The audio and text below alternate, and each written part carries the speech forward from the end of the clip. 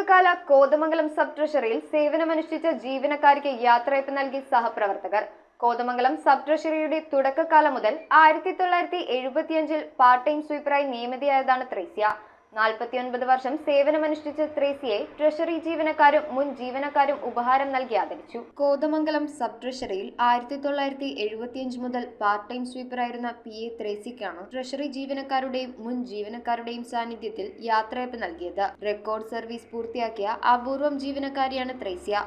1975 Kothamangalam sub treasury ആരംഭിക്കുമ്പോൾ മുതൽ part time സ്വീപ്പറായി നിയമിതയായതാണിവർ. യോഗത്തിൽ മൂവാറ്റുപുഴ ജില്ലാ ട്രഷറർ ഓഫീസർ നിസാർ ബാബു ത്രേസ്യയെ പൊന്നാടയണിയിച്ച് ആദരിച്ചു. അസിസ്റ്റന്റ് ജില്ലാ ട്രഷറി ഓഫീസർ നൈജി, മുൻ ജില്ലാ treasury officer PN Narayanan Nair, മുൻ sub treasury officer PK Sasidharan, മറ്റ് ട്രഷറി ജീവനക്കാരും ത്രേസ്യയ്ക്ക് ഉപഹാരം നൽകി ആദരിച്ചു. ട്രഷറിയിലെ മുഴുവൻ ജീവനക്കാരും പങ്കെടുത്തുകൊണ്ട് മനോഹരമായ ഗാനാലാപനത്തോടെയാണ് യാത്രയയപ്പ് സമ്മേളനം സമാപിച്ചത്. News bureau, Kothamangalam. തറവാട്ടിലേക്ക് സാധനങ്ങൾ വാങ്ങിയ കട ഇത് തന്നെ. ഇനി ഒന്നും നോക്കണ്ട, കണ്ണടച്ചു വാങ്ങിച്ചോ. ഏത് ഐറ്റത്തിനും ഞാൻ ഗ്യാരണ്ടി.